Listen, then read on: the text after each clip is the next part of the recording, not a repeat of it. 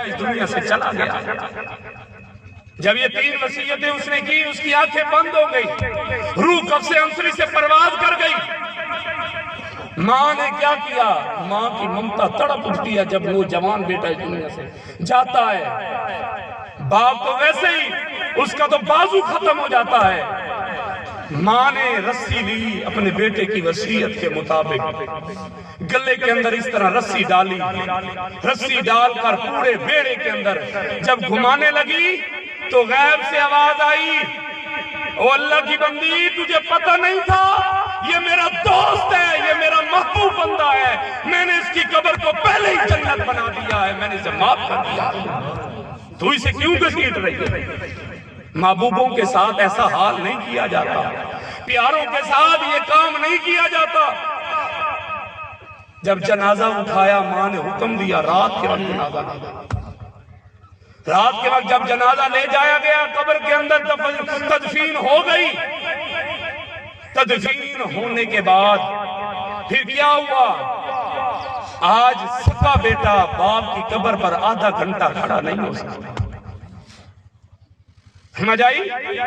گھر والے کہتے ہیں یہ فوت ہو گیا، چلو جلدی کرو، جنازے کا ٹائم بناؤ، جلدی مولوی صاحب کو بلاؤ، غسل دے، وہ جلدی کرو، جنازہ جلدی اٹھاؤ۔ حدیث پاک کے اندر جنازہ جلدی اٹھاؤ۔ اولاد کہہ رہی ہوتی ہے، بیٹے کہہ رہے ہیں، بیٹیاں کہہ رہی، ماں کہہ رہی ہوتی ہے، گھر والی کہہ رہے، دوست احباب یہی چکر کے اندر جلدی جائے یہاں سے۔ سمجھ آئی؟ لیکن ماں جب اس عابد نوجوان کی قبر کے اوپر رات کا وقت تھا، جب سب لوگ چھوڑ کر آ گئے، ماں نے اس کی قبر کے اوپر قدم رکھے، رو کر کہنے لگی، بیٹا تجھے میں کب دیکھوں گی، کب تو واپس آئے گا، تجھ سے ملاقات ہوگی۔ رونے لگی، روتے روتے غیب سے آواز آئی، ہم نے تیرے بیٹے کی قبر کو جنت کا باغ بنا دیا ہے، تجھے بخش دیا ہے۔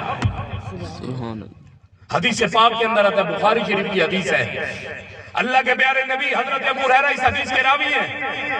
حضرت ابو ہریرہ فرماتے ہیں، اللہ کے پیارے نبی نے فرمایا، ایک نوجوان تھا، اس نے موت کا وقت قریب آیا، اس نوجوان کا، اس نے اپنے بیٹے کو بلایا، بیٹا ادھر آ، میری وصیت سن لو، میری وصیت کیا ہے؟ بیٹا جب مجھے موت آئے تو ایسے کرنا، مجھے رب کی بارگاہ میں جانے سے ڈر لگتا ہے، خوف آتا ہے، یہ گناہگار چہرہ رب کی بارگاہ میں کیسے لے جاؤں گا؟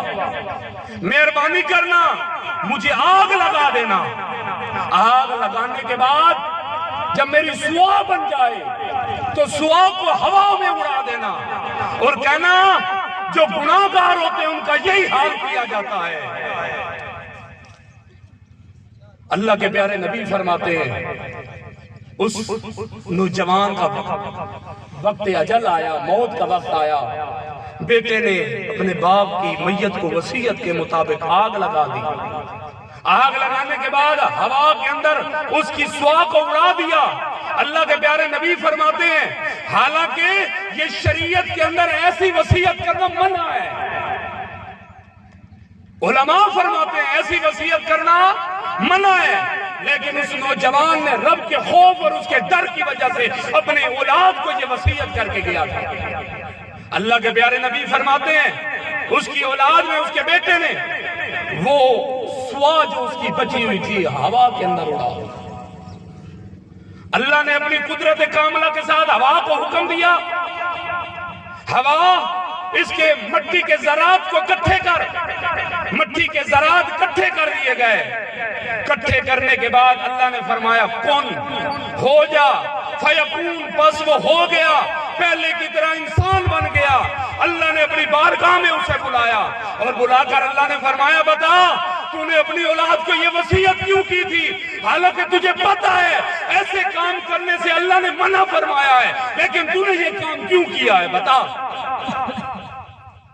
وہ کہنے لگا، اللہ بڑا گناہگار تھا، بڑا خطا کار تھا، بڑے جرم کیے ہیں، بڑے جرم کیے اللہ، میں تیرے خوف سے ڈر گیا، مالک میں کہتا تھا کہ اللہ کو کیسے منہ دکھاؤں گا۔ اللہ نے کہا پکی بات ہے तू दिल से कह रहा है कि तू मुझसे डर गया था। रोने लगा, रोते रोते कहने लगा अल्लाह मुझे तेरी बारगाह में खड़ा होने से डर लगता है। अल्लाह ने फरमाया अच्छा, वली मन खाफा मकाम रब्बी जन्नतान, जो रब के हजूर खड़ा होने से डर जाए मेरा रब उसे 2 जन्नतें अदा करता है। अब तू दिल के साथ, सिद्के दिल के साथ तू मेरी बारगाह में खड़ा होने से डर गया है, जाओ मैंने तुझे जन्नत अता फरमा दी। हजरत अब्दुल्ला इब्न मुबारक रज़ी अल्लाह ताला अन्हु आप फरमाते हैं मक्का के अंदर का साली आ गई, बारिश नहीं आती थी मक्का के अंदर, लोग परेशान, इतने परेशान कि जानवर प्यास से मर रहे थे, इंसान प्यास की वजह से बिलबिला रहे थे। हजरत अब्दुल्ला इब्न मुबारक कहते हैं मैंने मक्का वालों को कहा चलो मक्का से बाहर एक सरा के अंदर चलते हैं, हरम के अंदर चलते हैं, खुली जगह के अंदर खड़े होकर 2 रकात नमाज नफल अदा करते हैं और उसके बाद रब की बारगाह में दुआ मांगते हैं मेरा रब बारिश अता फरमाए। तवज्जो है। हजरत अब्दुल्ला इब्न मुबारक कहते हैं हमने नमाज पढ़ी, नमाज पढ़ने के दौरान आप फरमाते एक नौजवान आया, काले रंग का हबशी गुलाम था, काले रंग का हबशी गुलाम आया।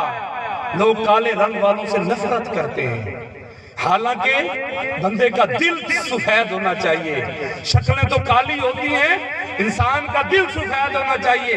बाज लोग ऐसे हैं जिनकी शक्लें बड़ी खूबसूरत हैं लेकिन उनके दिल काले सियाह होते हैं गुनाहों की वजह से। बारू मल मल धोनी है कदू अंदरी मल मल धो, बारू साबण बड़े मुख्तलिफ किस्म के आजकल आए वाले फेस वॉश किस्म के आए लोग लगे, समझ आई, लेकिन ये चीज इंसान की सुथरी होती है, बाहर ये साफ सुथरा, ये तो अल्लाह ने देखना है, जब भी अल्लाह ने नजर करनी है तो दिल के ऊपर नजर करनी है, इंसान के चेहरे के ऊपर मेरा रब नहीं देगा। तो अब्दुल्ला इब्न मुबारक कहते हैं काले रंग का हबशी गुलाम था, वो आया छोटा का था, खाने काबे की दीवार से लिपट कर बैठ गया, गिलाफे काबा को पकड़कर धाड़े मारने लगा, रोते रोते कहने लगा अल्लाह मैं बड़ा गुनाहगार हूँ, बड़ा सियाकार हूँ, मेरा जिस्म गुनाहों के साथ भरा हुआ है, ऐबों के साथ भरा हुआ है। अल्लाह मैं जानता हूँ मक्का के अंदर जो बारिश नहीं नाजिल होती ये मेरे गुनाहों की वजह से है, अल्लाह मेरे गुनाहों की तरफ न दे, अल्लाह तुझे वास्ता तेरी रहीमी का, अल्लाह तुझे वास्ता तेरी करीमी का, बारिश नाजिल फरमा।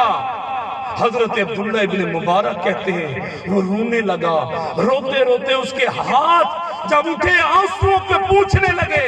हजरत अब्दुल्ला इब्न मुबारक सज्जद आते हैं, आप फरमाते हैं मैंने आसमान की तरफ देखा, उसके हाथ अभी नीचे नहीं आए, अल्लाह ने मक्का के ऊपर काले घटाटो बादल अता फरमाए, पूरे मक्का के ऊपर काले बादल छा, अल्लाह ने इतनी बारिश नाज़िल की, इतनी बारिश नाज़िल की अल्लाह ने जिसकी कोई इंतहा ना था।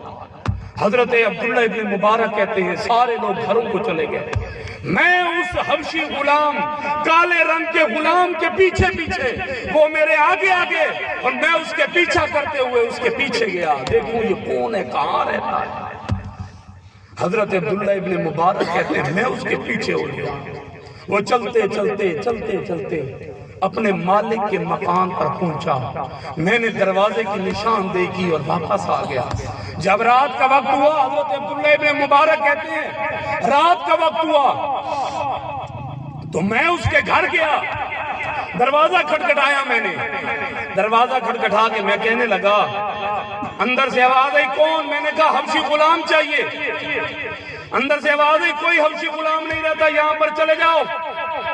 मैंने कहा मैं सैयदजादा हूं, मेहरबानी करो दरवाजा खोलो। दरवाजा खोला, मालिक ने नौकर दिखाए, बड़े हसीन और जमील नौकर थे, मुझे कहा ये नौकर होगा, ले जा, ये ले जा, ये ले जा, फलां ले जा, फलां ले जा। हजरत अब्दुल्ला इब्न मुबारक ने जो नौकर देखा था, उस जगह नौकर मिलता तो फिर वो कहते ले जाता हूं। سمجھ آئی؟ حضرت عبداللہ ابن مبارک ریجیکٹ کرتے گئے، یہ بھی نہیں، یہ بھی نہیں، یہ بھی نہیں۔ مالک نے کہا کون سا نوکر؟ اس نے کہا کالے رنگ کا غلام ہے، کالے رنگ کا، چھوٹا قد ہے، بڑا روتا ہے، کمزور سا ہے۔ آپ نے فرمایا وہ نکارہ انسان۔ مالک کہنے لگا وہ نکارہ اندر بیٹھا ہوا ہے، مٹھلن اندر بیٹھا ہوا ہے، نہ کسی کھاتے کا ہے نہ کسی کام کا ہے، تو کہتے کہ مجھے وہ نوکر دو؟ سیدزادے ذرا عقل سے کام لے۔ آپ نے کہا میں نے عقل سے کام لیا، مجھے وہی نوکر چاہیے، میں نے وہ نوکر خریدنا ہے تجھے، تجھے پیسہ چاہیے اور مجھے وہ نوکر چاہیے۔ حضرت عبداللہ ابن مبارک نے اس کی قیمت دی، مالک کو وہ نوکر لے کے واپس آئے۔ حضرت عبداللہ ابن مبارک کو وہ نوکر کہنے لگا حضور کوئی خدمت کا موقع ہو تو بتاؤ، میں آپ کے ہاتھ دھلاؤں، آپ کو وضو کراؤں، آپ کے پاؤں دھلاؤں، آپ کے گھر کا کوئی کام ہو۔ آپ نے فرمایا نانا رونے لگے، روتے روتے آپ کہنے لگے مجھے پتا ہے جس مقصد کے لیے میں تجھے لے کے آیا ہوں، تجھے کوئی کام ہو تو میں نوکری کے لیے تیرے حاضر ہوں، سیدزادہ ہوں لیکن میں نوکری کروں گا تیری، بتا کون سا کام ہے؟ وہ کہنے لگا حضور شرمندہ نہ کریں، مہربانی کریں، میں نوکر ہوں، نوکر زادہ ہوں، غلام ابن غلام، غلام ابن غلام ہوں، کالے رنگ کا ہوں، کسی مقام کا ہوں۔ آپ نے فرمایا مجھے پتا ہے جس رات ہم نے حرم کے میدان کے اندر نماز پڑھی تھی، نماز استسقاء، اور اس وقت رات کے وقت خانہ کعبہ کے اندر آ کر لپٹ کر رویا، اور میرے رب نے تیرے اس دعا کے صدقے پورے مکہ کے اوپر بارش عطا کی تھی۔ میں نے سمجھ گیا کہ یہ اللہ کا کوئی نیک بندہ ہے، کوئی عام بندہ ہے۔ نعرہ تکبیر،